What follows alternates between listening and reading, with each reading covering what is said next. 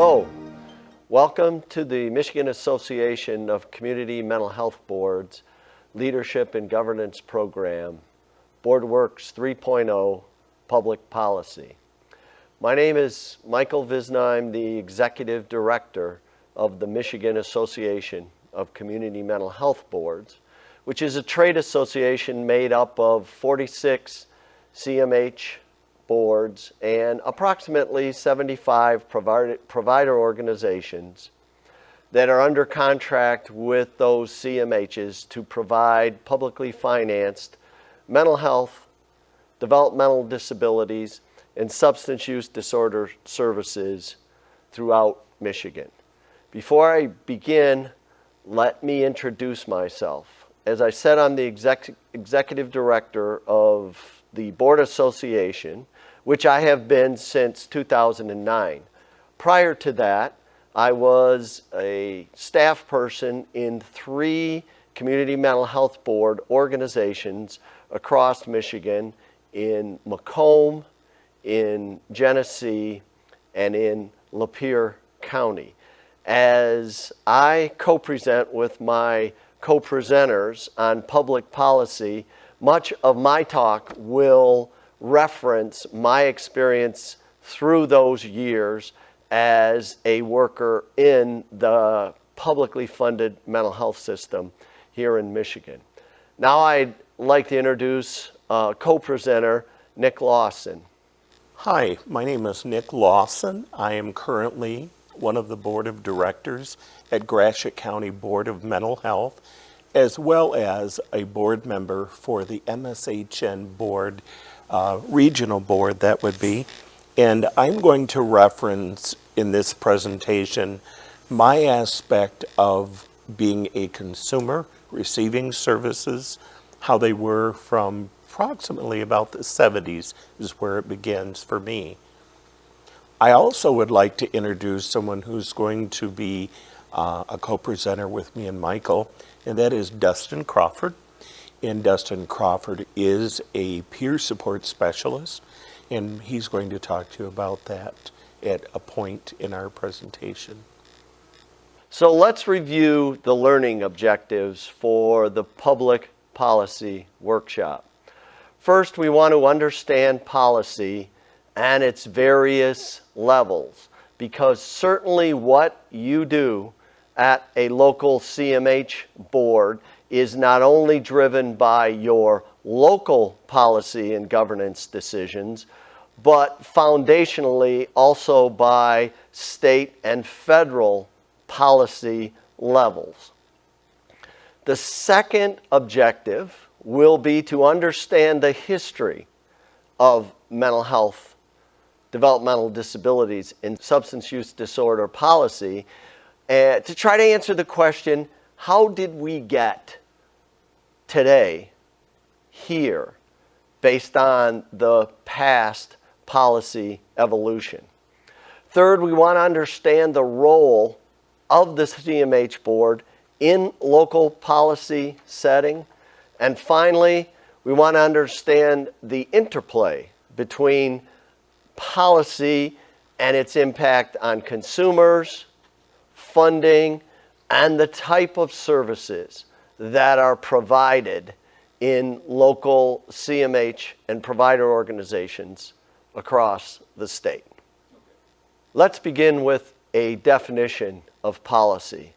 Webster's defines policy as a definite course or method of action selected from among alternatives and in light of given conditions to guide and determine present and future decisions.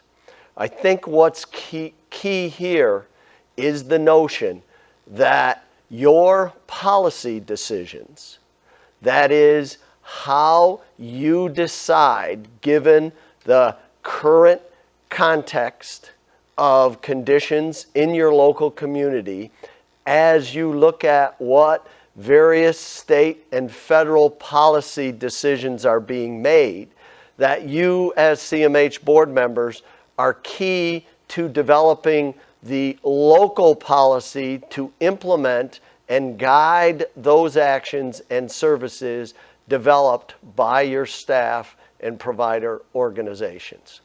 A key and critical function for you as board members.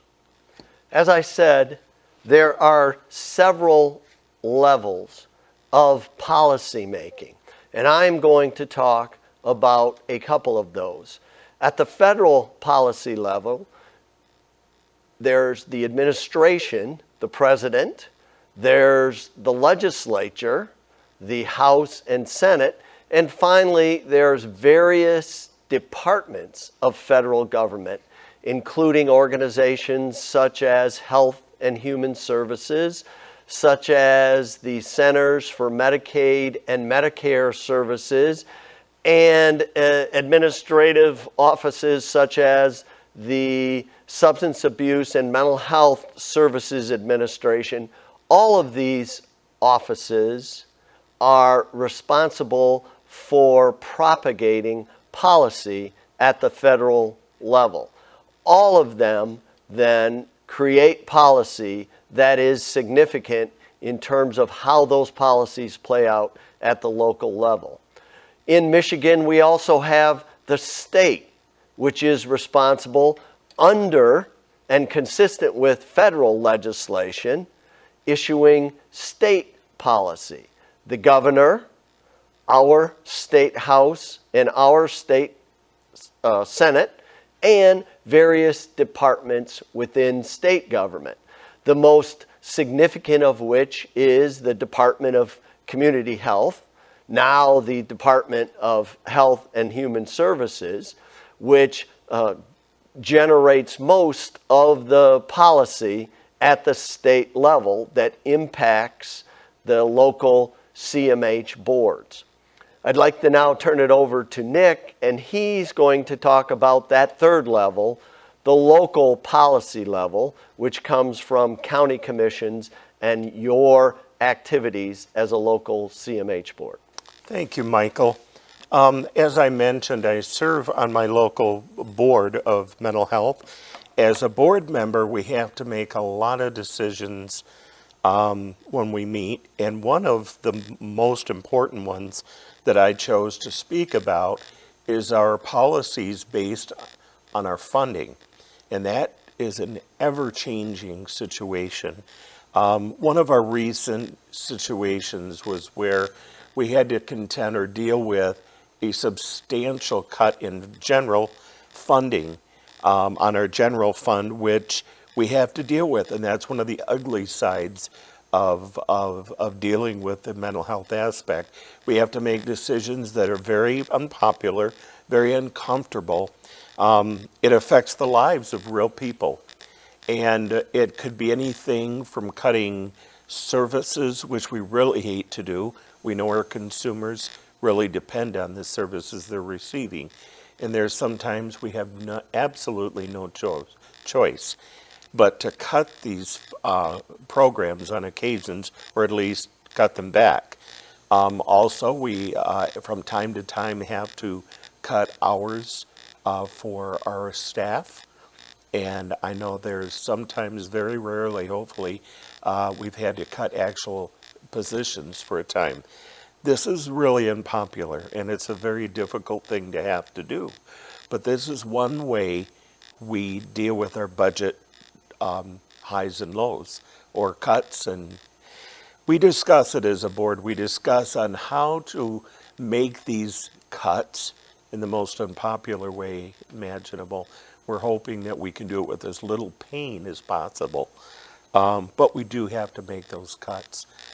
In the general fund, we barely survived our last one, but now we know another one's coming. So as a board, we will work with our expert staff who can suggest where we might be able to reduce services, pull back on services where it has the least painful effect, and in hopes of looking forward to other revenues that can help us reinstate those. So that is one example of the type of things that we do. As a board, it is extremely difficult. The process, these are real people, as I said, and real lives that are being impacted by what we decide. It's as board members. Areas for cuts, as I mentioned, are often to do with funds. We discuss our thoughts. We talk to our staff of experts who can show us where the least impacts will be, and how these cuts will do the least harm to our services that we're providing as well as staff. Unfortunately, I must say that mental health services sometimes are impacted by political parties. As you know, if we have an administration in Washington that consists predominantly of Republicans, that's going to show in the funding or what they support. It also will do that whether the administration's Democrat. It does affect it. Whichever party is in power may choose to cut our budgets or support increases to our budgets. In 2013, I was fortunate to travel to Washington, D.C. to speak to our legislators and senators about supporting the mental health first aid program and other mental health bills coming up for a vote. I'm pleased to announce they did pass, so I was grateful that they did on the trip I was able to make there. From time to time, multiple agencies may share funding. If there's excess at one agency, they may share what's left with another agency that may be experiencing underfunding at the time or low funding. So that is just a couple of examples of local boards and what we had, decisions that we make. And a lot of times are very difficult ones, very unpopular ones. As you might expect, if we're going to talk about the evolution of policy over the past 65 years, it's a very difficult task, particularly as Nick had commented that this can be seen at both the federal, the state, and the local level. So what we will now be doing as we move through slide by slides over the various decades is to look at various dimensions of public policy. The three levels that we've just commented on: federal, state, and local. We'll also be looking at what the impact of that policy evolution has been from a consumer perspective, in terms of the types of services and supports that have evolved and been made available at the local level on the basis of that state and federal policy. Changes policy has driven in terms of funding mechanisms and funding sources, and finally the governance, the policy setting levels of these dimensions of the evolution of the public mental health, developmental disabilities, and substance use disorders.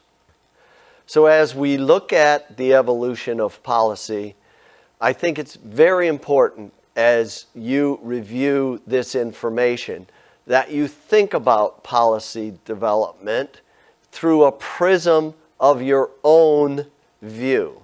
That is, if you're a person who has or currently utilizes services, how has this policy evolution impacted you?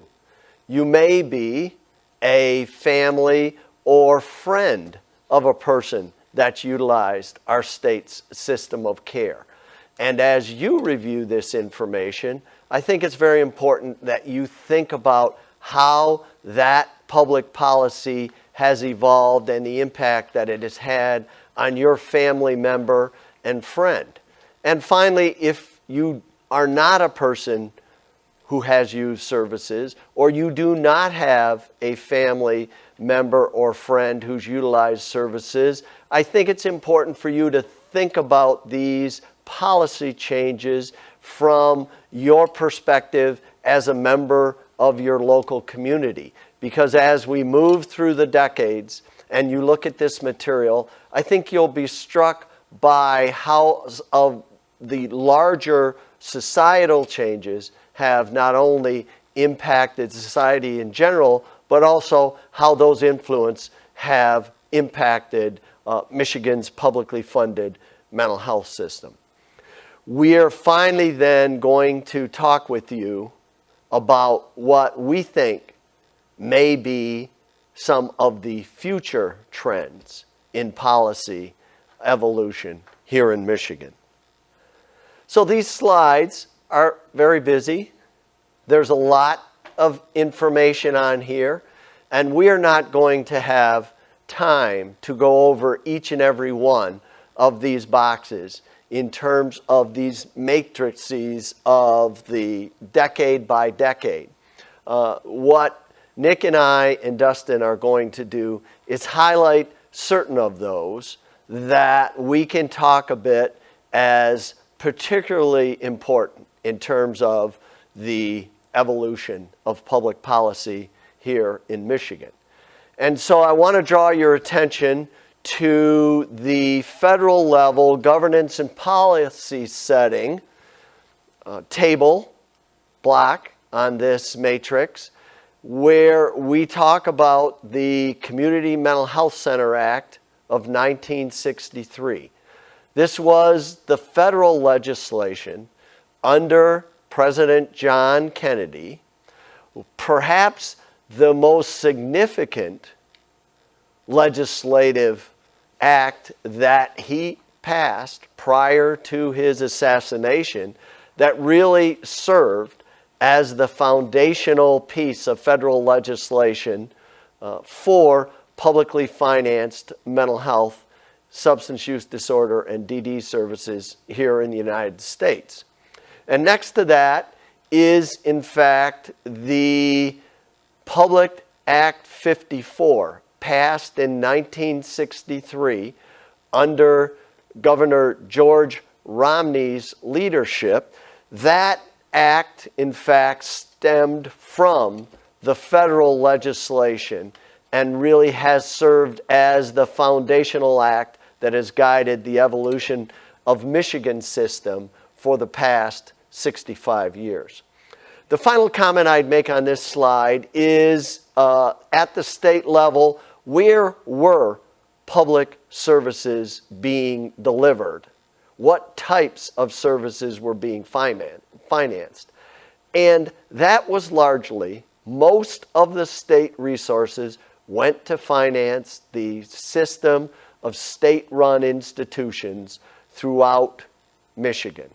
Back in the late 50s and early 60s, they reached the height in terms of the number of individuals. And back then, there were more than 50,000 individuals who were housed in state facilities for persons with psychiatric disorders or as state institutions for persons with developmental disabilities. In fact, that's where I had my first experience in Michigan's system. As a young undergraduate at a university, one of my introductory courses in psychology included a site visit, and I went to the Ypsilanti Regional Psychiatric Hospital. And I like to share with you at this point one of my first experiences in that hospital setting. I had not had a person who had received services, a close family member. It was the first time I'd been in a psychiatric hospital. It was my very first visit, a young, naive, undereducated individual, and we went on a bus to the hospital and were told by our university faculty professor, go, relate, talk with the individuals in the hospital. Went into a large day room setting. It was in the evening. Chairs lined this large day room. I was very nervous, to be honest with you, very anxious. Got in there, and one of the patients came up to me and said, "Where are you?" A bunch of young people suddenly running around in the day room trying to relate to the patients there. He said, "Where are you from?" I said, "Well, I'm from the University of Michigan." He said, "Oh, really? I'm from there as well." I said, "Oh." This gentleman was very well dressed, had on a sport coat and a tie. We got to talking, and we talked about the football team. And this was in the fall. And he said, "Oh, I was on the football team." I said, "Really?" And he proceeded probably to spend 10 minutes, it felt more like 100, in this very rapidly delivered speech pattern, describing in great detail his experiences as a University of Michigan football player. And I stood there, tried to listen politely, the whole time wondering, how am I going to get myself out of this conversation? Well, ultimately I did. Rode back to the university on the bus, sharing with my fellow students, "Boy, you should have heard the tale I heard from this individual, this man who claimed he was on the University of Michigan football team." And he was teammates with Tom Harmon and Forrest Evashevsky and all these experiences they had.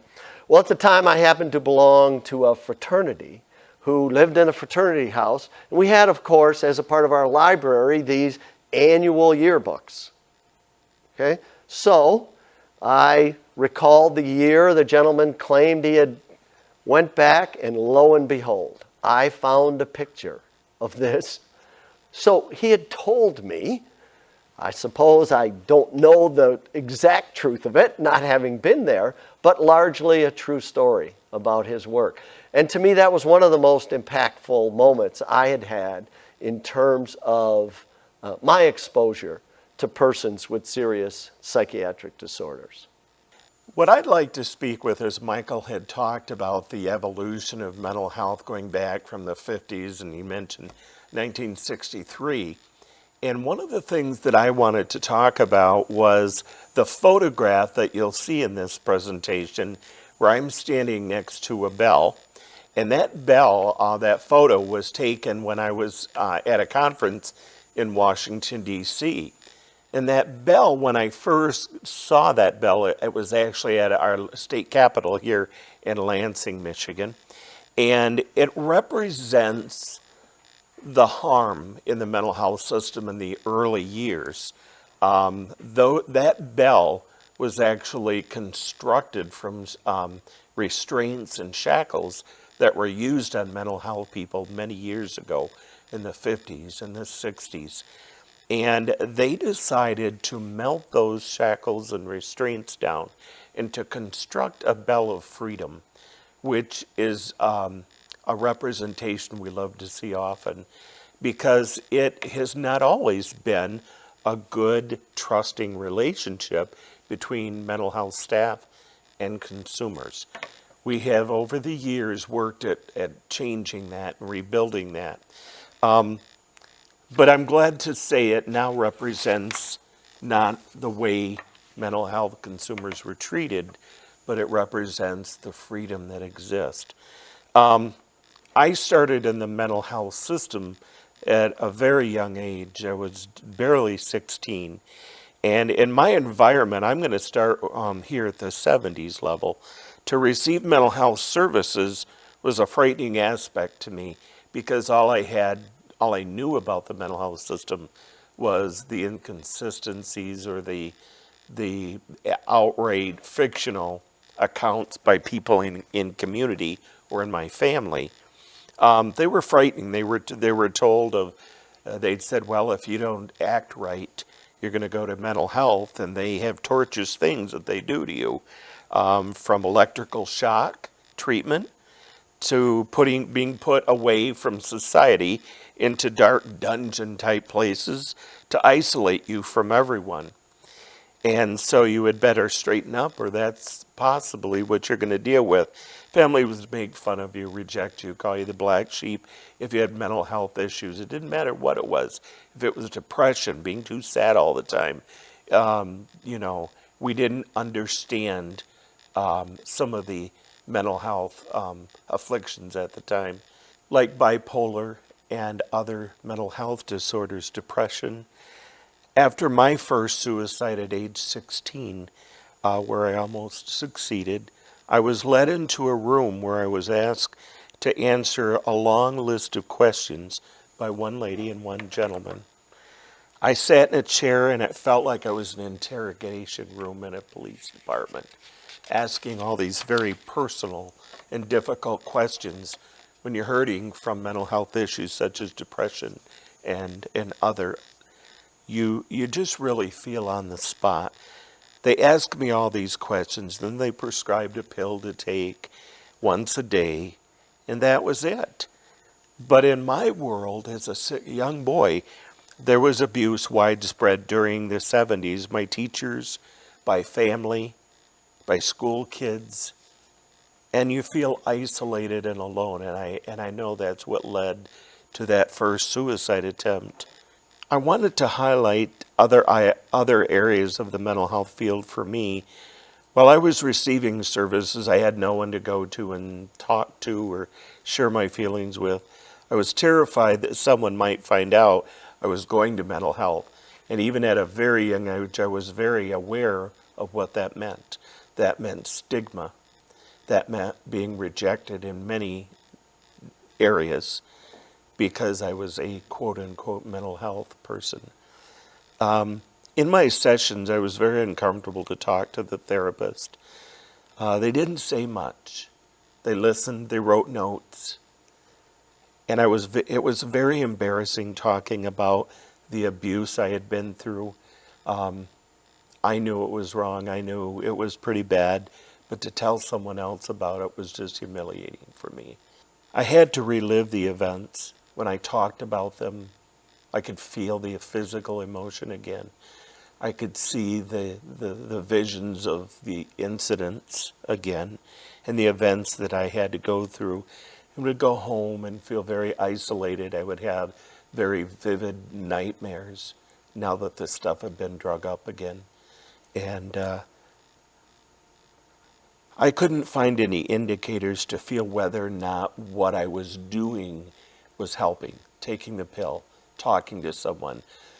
I had a hard time. I was so anxious to feel the sense of things are getting better because I didn't always feel that. I just felt like I was going through the motions of speaking to someone, telling things I was humiliated to share. But the medications, I think, some worked, some did not, some made things worse. I would leave feeling sick at my stomach and shaking. And yeah, I remember this very well because I would go through the exact same scenario every time I went to my appointment. I would speak to someone, they would write notes, they would make sure to see if I needed a refill on my prescription, and I'd go home. And I felt like nothing was changing for me. Nothing was improving. I had to talk about really uncomfortable memories, and they would come back very fresh. The vision of what went on, the feeling emotionally and physically. And I would go home feeling sick at my stomach. I would have very vivid, realistic nightmares. And I didn't think it was getting better. If anything, to me, it was getting worse. I didn't want to have those nightmares. I've already relived it the first time. But that's what had happened. I'd like to talk about how that changed a little bit in the 90s. In the 90s, feeling that the mental health services weren't working, I often missed medications. I often missed appointments. I thought, I'm getting tired of going through this routine and nothing's improving. I couldn't feel any way to improve anything, and I had good friends on the street that suggested street drugs, and they were readily available. Never had to buy them. They were given to me as a way of dealing with the pain. Many of my acquaintances and friends that I had been through horrible abuse, if not something worse, and they felt that the street drugs helped them forget about it for a time and alleviate themselves from the painful memories of that. There's always a feeling at my appointments that there are those people, the staff, and then there are us consumers. it always felt like a huge division, unfortunately. Always putting on a brave face on the mental health days as though nothing was wrong.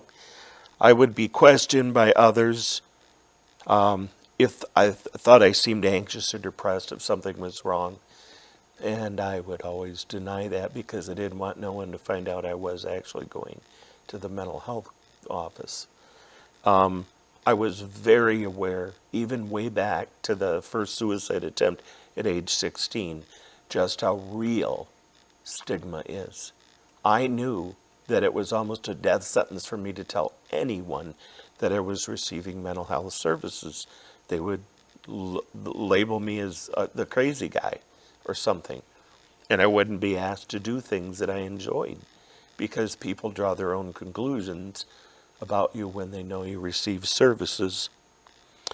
Two of the things that are happening now for me as a consumer is, as I mentioned, I'm serving on boards because we're intelligent people. We do have brains, functioning brains, and the fact that mental health since the 50s has done some great changes. They've decided to include consumers on boards in other ways of service, which is vitally important.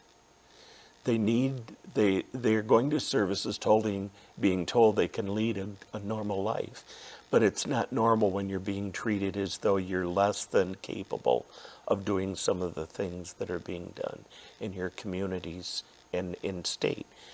One of the programs that worked very well for me was DBT, and DBT is a skills-based program, and that was extremely helpful to me. And I had taken that on 4 occasions. Another one was peer support specialist. Now, I have to refer back again to the photo you've seen of me standing with the bell, and the bell representing the beginning of the distrust between staff and the people we serve. That represented that, and then one of the things that are going on currently, which I believe is a pot of gold for mental health, is peer support specialists. These are individuals who have received services and have experienced healing or recovery to some degree. It's different with everyone. And at this point, I have a peer support, and it's been so good as far as a good development between staff and consumers that they can advocate for you. And that has been another thing that has helped me tremendously because, as I mentioned, back at the age of 16, I was always alone. Partly my fault because I isolated the truths in my life because I feared stigma and being rejected. But for the first time late in life, I have a peer support, and it's like having a best friend that gets it. And I would like to introduce him. He is going to speak to you now. He's going to be part of our presentation. He is a peer support specialist. His name is Dustin Crawford, and I'm going to invite him to the podium to speak with you now.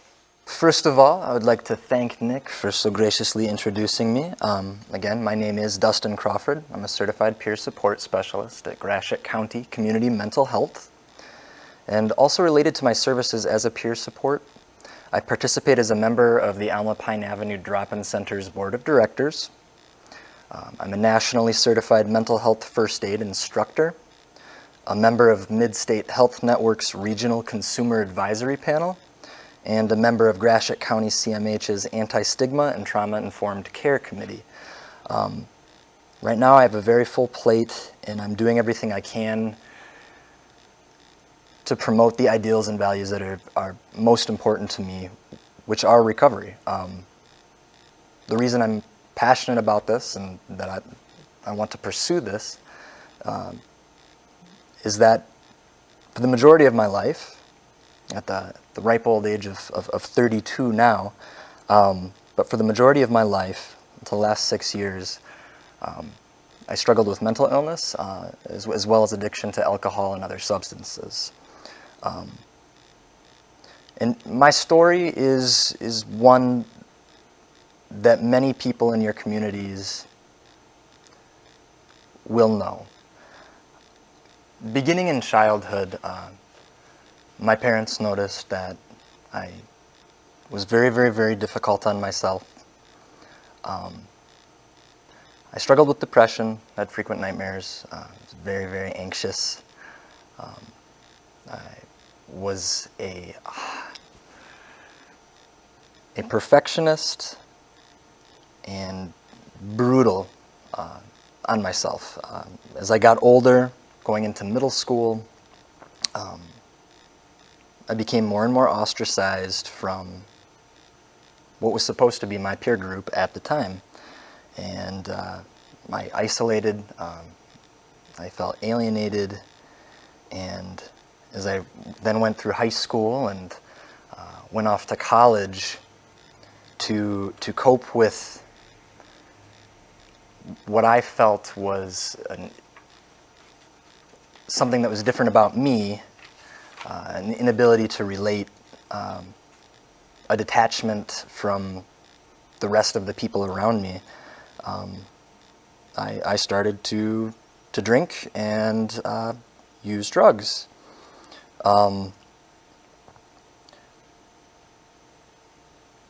Looking back, I realize now that I could have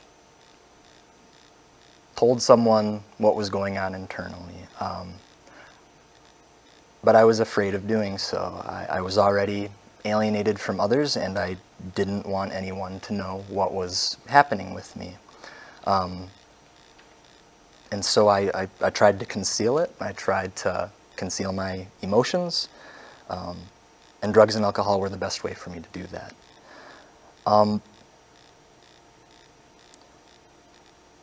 Eventually, as I got older, moved down to Florida for a little while, had a job, was a substance abuse prevention counselor in the state of Florida. As I was engaging in my own alcoholism and drug abuse. The awareness that I had of the hypocrisy that I was engaging in only fueled my consumption of alcohol. It was the only way that I knew how to cope. And eventually I sabotaged my life to the extent that I couldn't live independently anymore. I had to come back up to Michigan and live with my parents. And for about a year, I did nothing but really exist in their basement. And if someone had told me 6 years ago that I would be doing what I am doing today, I would have laughed at them and told them that they knew absolutely nothing about me. But I'm here. I'm a very busy person. I feel a tremendous amount of purpose and that there's meaning in my life.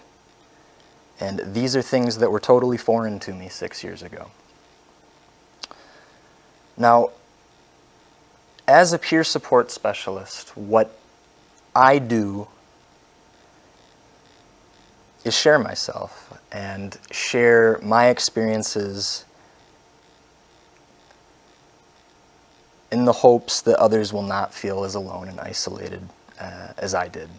And I'm going to talk a little bit more specifically about what a peer support specialist is in just a second. Before I do that, I want to sort of describe, for me, coming back up to Michigan, sort of having my life, or the illusion of the life that I had, stripped away, and having myself kind of reduced to a place where I had to confront the problems that had been there since childhood, the anxiety, the depression, to sort of get at the root of my substance abuse and start working on those things, was incredibly, incredibly important. I became much more serious and involved with therapy, with making steps towards receiving the right medications, towards being honest with others. The services that I received, I actually engaged in. I had received services prior to this, but for a long time, I hadn't engaged, and moreover, I didn't know how to engage. I didn't know how to be honest. And a big part of what being a peer is honesty. So for me, what I have learned in the past 6 years, as I went from being someone who did not believe in himself at all to being a peer support specialist who experiences purpose and meaning on a daily basis, I don't have to ever question why I get out of bed in the morning. Is honesty with myself and others, transparency, and the desire to share life with others. All right, I spoke a little bit about, well, actually a lot, about peer support services, or my story leading up to being a peer support. A peer support is defined as someone who is able to demonstrate their experience in relationship to the types of guidance, support, and mentoring activities they will provide others. Individuals providing these services should be those generally recognized and accepted to be peers. Now, one of the most important aspects of peer support services is the fact that peers, people receiving services, they should freely choose who their peer support is, if this is possible. And peer support is also totally voluntary. There's nothing mandated about it. It's determined by people receiving services. It's determined by the goals that a person receiving services has. And what occurs during peer support has everything to do with what the individual wants to do with his or her life. And this is completely different from what Nick was talking about earlier, talking about before the chains and shackles were melted down and turned into a freedom bell. So, as I mentioned before, an individual who provides peer support must have been diagnosed with a serious mental illness, must have received public mental health services currently or in the past. I myself continue to receive services and have also become comfortable with the notion that most probably that is something that will be good for me throughout the course of my life, and that in no way, shape, or form is something that I find limiting. And that is another aspect of peer support that I personally like to try to let people know. I'm transparent about what it is that I'm experiencing and view the services that I receive as nothing more than an individual going to the doctor for a physical illness. It's something that I'm doing to keep myself well and to keep myself a functioning member of the world, being able to pursue what it is that I want to pursue and share experiences with others. A peer support must also provide at least 10 hours per week of services described above. So it was in the 2000s that peer support specialists really came on the scene in the state of Michigan. And peer support has been utilized in many, many different ways throughout the state of Michigan. You go to one agency, say in Gratiot County or in Montcalm County or any agency, CEI, go across the state, you will see certified peer support specialists being utilized in a number of ways. So there are certified peer support specialists that can work with people regarding employment, psychosocial rehabilitation programs, housing, outreach, supports coordination, and integrated behavioral health and primary care. But there are also peer recovery coaches that focus more on recovery from addictions. They can serve as a guide to initiate and achieve and sustain long-term recovery from addiction, including medication-assisted, faith-based 12 steps and other pathways to recovery. And then more recently, and as we're seeing more troops come back from Iraq and Afghanistan, veterans peer services have become more and more a focal point. And a veteran peer support specialist is obviously someone who is also a veteran and is now trained to help others identify and achieve specific life and recovery goals. They can help veterans navigate the VA system, which can be very complex in its own right, facilitate support groups, provide information on community resources, and while also being engaged in their own recovery. And this is true of all peer supports across those different domains. We also work with different groups, focus on specializations that we learn about through different trainings that we have the option to attend, like trauma-informed care. We work with motivational interviewing, work with people on smoking cessation, and a number of other ways. And this is by no means a comprehensive list. Basically, the point is, whereas in the past, people receiving services had power and freedom so reduced that we were being shackled to beds, literally having our power removed from us to the extent that we didn't even have ownership of our own bodies or own movement. We're now, starting in really again in the 2000s and before that, as the groundwork's being laid, in prior decades, being given power back, being empowered to not only help ourselves but to help others. It should be noted that we as consumers have found that we can be our own best advocates at the highest levels of government. I have mentioned that I had the opportunity to go to Washington, D.C. I was included in meetings at the Capitol with legislators and senators to advocate for bills that are going to support mental health programs. We also have a program every year that we take our consumers to. It's at the Lansing State Capitol, and it's called Walk a Mile Rally. They come from all the counties in the state of Michigan each year to the state capitol here in Lansing, as well as we have, they rally there for the Walk a Mile in My Shoe and some of the challenges that we face as consumers. We are visited by a number of legislators that work in this state legislative body, and they come out and talk with us, and we get to share our concerns, and they welcome us.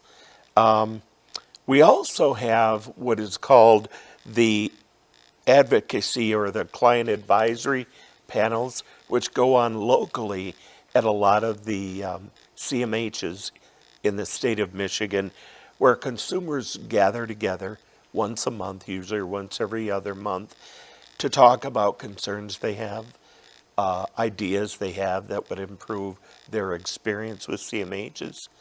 And it's a really positive opportunity for consumers to discuss their issues, local and state, at a state level. In Gratiot County, we have developed a program called co-location. And co-location is a fairly new opportunity where we have our mental health staff who is actually housed at various locations, such as a hospital, a doctor's office, the schools, where it's less intimidating to seek advice or support from the mental health services when you aren't actually going to the mental health clinic, which has got a stigma in itself. And so we're grateful for this, and it is expanding. And we're grateful for the opportunity to get together with our boards and talk about what's working, what we should try, that is going to constantly be looking at improving our system and the services we're delivering. The co-location has worked so well, we're expanding. We're needing to do more of that to have someone available. You go to the hospital and you're not well physically, very often the mental issues are needing to be addressed as well. So if we have some there from the mental health staff, they certainly can handle that aspect.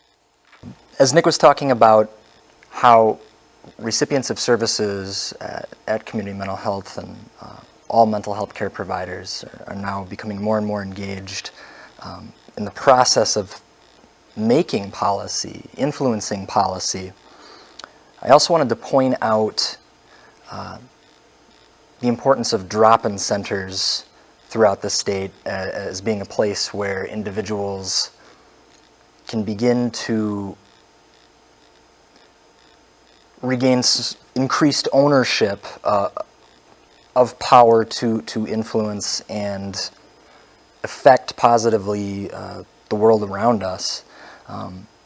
At drop-in centers, the staff and board of directors of each center are 100% primary consumers of CMHs. Right now, all PIHPs throughout the state have to actively support consumers' autonomy and independence in making day-to-day decisions about the drop-in center programs. And the PIHPs also have to facilitate consumers' ability to handle the finances. So ownership of drop-in centers is entirely recipient-based. And this is a big deal because, you know, coming from a place of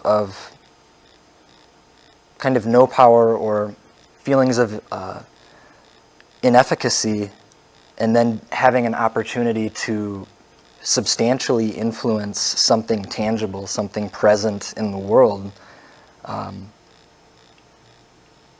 it's incredibly impactful. And proving to oneself that it can be done here, a drop-in center, it can lead to doing it outside of the drop-in center, doing it out in the world at large, and taking recovery to the next level. Nick already discussed the consumer advisory councils that are within each CMH, but there's also regional consumer advisory council for each PIHP. And this is important because recipients of services get to determine whether or not the direction of any given PIHP really is positive, get to take part in guiding the direction of mental health services in the state of Michigan. And again, it's about that power, that efficacy being handed back, and acknowledging the fact that regardless of a diagnosis of whether it be a physical illness or a mental illness, people are people, and we are making decisions about ourselves and for ourselves. It has been a real challenge since the age of 16, which I referred to as the beginning of my mental health experience. Many, many challenges were faced, but from then to now, age 16 to age 56, so much has improved. I never dreamed I would be serving on a mental health board. Never dreamed I would be asked to do an informational video. But I believe that we're doing the right things. Heading forward, and I've been asked to give my perspective on the future of mental health. Heading into the future, I think as long as we're willing to take a look at how it's working, what's not working, what is working, I believe the mental health services have the potential to continue to improve in the future. If we look at what is working, try new ideas, and the most important to me is to continue a healthy dialogue with the people we serve. These opportunities to give us, to help us feel like we are participating in the evolution, as Michael and I have talked about the evolution of the mental health from the 50s, to be able to talk about what we have found is working well, peer supports, co-location, board or consumer involvement, on boards and other opportunities to have a voice is probably some of our strengths, in my opinion, are our little, I call it our little pots of gold. I think we need to continue that and help that grow for the future, so that we don't have to make any more bells. Dustin and Nick have done a wonderful job talking to you about some of the most important current public policy trends, including the efforts to reduce stigma and improve the understanding and education around mental health, developmental disabilities, and substance use disorder systems. We've made great progress, but we also have long ways to continue to go to fight that stigma and improve that education. They also talked about the importance of peer-delivered and peer-directed services and how much reliance there is currently in our system on those types of services. I'd like to make final policy trend comments on financing, which we have not talked too much about up to this point in this presentation. First and foremost, I think, particularly as new board members, if you are a new board member, that you think about the enormous amount of resources in our state that are currently channeled through your board's operations to support services and the system in your local communities. We've gone through a series of slides. Let me point out that in 1970, when the community-based system first began to emerge, the total state funding that went out to all of the CMHs at that point was $13 million. That's not $13 million per board. That's $13 million statewide to support community-based services. In the 80s, that number was almost tenfold higher. In 1980, it was $104 million. In 1990, it was $627 million. In 2000, it was $1 billion. And at the start of this decade, in 2010, it was $2 billion. That reflects the fact that, with the exception of less than 700 persons who currently receive care in state-financed institutions, all of the care to support Michigan's persons with serious psychiatric, substance use disorder, and developmental disabilities comes through your board. The final comment I'd make on financing is the nature of those funds. Back when I started as a CMH director in Genesee County, and that was not that long ago, 1986, the budget that we used consisted of approximately 50% state funds and 50% federal funds. Today, almost 95% of the resources come through federal funds, matched, of course, at the state level in the form of Medicaid and now Healthy Michigan. And that's why it is so important that you as board members and interested citizens engage yourselves in the policy making, not only at your local level, but also as we advocate through our association for the necessary state and federal changes that will allow you, from both a resource and service delivery perspective, to continue to provide the kind of care, the kind of services, and the kind of supports that the citizens of your community so so much deserve and need if they are going to continue to have lives of engagement in their local communities. So on behalf of Dustin, Nick, and myself, we want to thank you for participating in our BoardWorks training program and look forward to continuing to work with you on behalf of Michigan's publicly financed mental health system. Thank you.